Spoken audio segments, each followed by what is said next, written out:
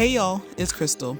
Today I'm going to show you how to create this leopard print nail art that is perfect for the fall. I'll have all of the products that I use listed in the description below. I also made a longer form of this video where I paint my nails and chatted about life. If that's something you're interested in, feel free to check out my Do My Nails With Me video that I will also link in the description box below. And without further ado, let's get started.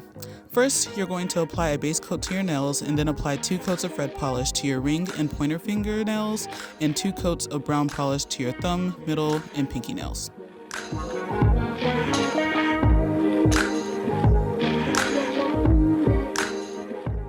This next step is optional. I applied some shimmery brown polish to my nails with a makeup sponge to add a little bit of oomph and definition to the design. But again, this step is optional. Then you're going to take black nail polish and use a dotting tool, toothpick, or bobby pin to create C shapes on your brown nails. Don't worry about making perfect C's. Honestly, the squigglier, the better. I don't know if squigglier is a word, but I just made it one, so there you go.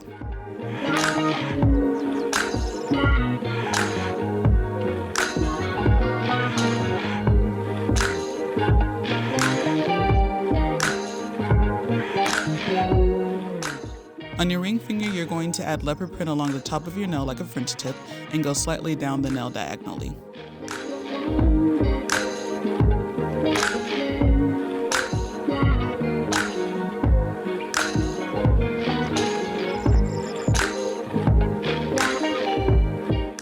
Next, you'll add some metal studs to your nails. You can also use gold polish or rhinestones for this step. I added 2 on my red nails and 1 on my leopard print nails.